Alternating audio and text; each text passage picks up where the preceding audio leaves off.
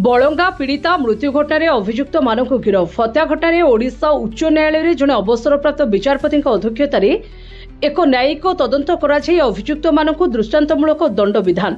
ए घटना पुलिस और प्रशासन बयानबाजी बंद करने, पीड़िता और परिवार को 50 लाख टंका क्षतिपूरण और परिवार जन को सरकारी चाकरी देवा ए समस्त घटना गृह विभाग दायित्व में मुख्यमंत्री इस्तीफा देवाई सीपीआई भद्रक जिला कमिटी सभ्य विकास नाथ दावी करुछंती।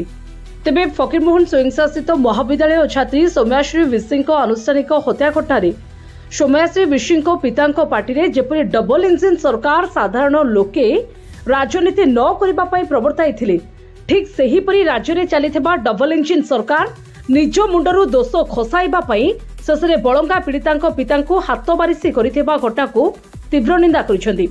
ए घटना सारा ओडिशार माँ भूणी मानक सम्मान सहित जड़ित थिबारु तुरंत न्यायिक तदंत करने को श्री नाथ दावी करिसेंती।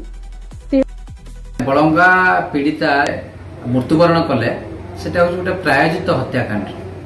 This is the failure of double engine government. आपण देखंतु बलंगा छात्री जेभली भाव माने दुर्वृत्त माने गोटे नई कूल को टेकी नहीं कि से निया लगे मारिदेवाई चेष्टा कले।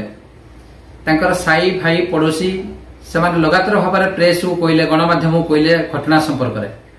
पुलिस कहला मु आसाई मान चिन्हट करी गिरफ करी।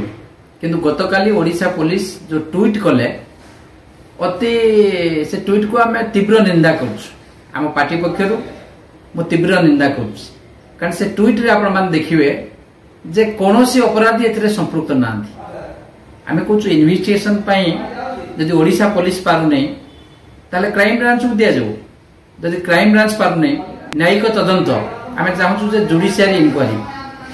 कारण जुडिशियरी इनक्वारी जदि ओडिशा हाईकोर्ट रो जने रिटायर्ड जज को नहीं महिला जज को जदि इनक्वारी हुए तार सत्यासत्य पदा को आसो और आसामी माने गिरफ है। बापा को बयान आपण मान देखिए गत थर बालेश्वर सौम्याश्री बापा जा बयान देथिले जे मो झीर मृत्यु को नहीं राजनीति कर नहीं यांको बापा समान बयान दौरान। आम कहूँ बयान को घुसई किए सरकार कौन सबू मेसिनारी फेलुअर करछि शेष बापा मान को अस्त्र कर पैसा देकी जड़े झील को बापा जन्म देइछन्ति बोली झील को ऊपर जो निर्यातना हम झील को हत्या हम तार न्यायटा केवल बापा से न्याय पाई अपेक्षा करना।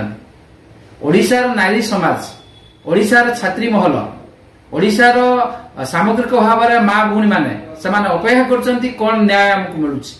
आपण गोपालपुर देखिबे बंदरे जो दुष्कर्म हला, चांदीपुर रे बंदरे जो दुष्कर्म हला चांदीपुर बेलाभूमि रे आपण मान देखिबे चंदका अभयारण्य भितरे वन सुरक्षा कर्मचारी माने गोटे झील को धर्षण कले। आपण मान देखिबे फकीरमोहन स्वयंशासित महाविद्यालय छात्री सौम्याश्री से विधायक को चिठी लिखिला, सांसद को चिठी लिखिला, उच्च शिक्षा मंत्री को चिठी लिखिला, केंद्र शिक्षा मंत्री को चिठी लिखिला, मुख्यमंत्री को चिठी लिखिला, किंतु ताको न्याय मिलला नहीं। That is the institutional model. तेणु सामग्रिक भाव में ये जो हत्या एवं धर्षण या एक न्यायिक तदंत जुडिशियरी तदंत करा जाए। संजय दास की रिपोर्ट, जे न्यूज।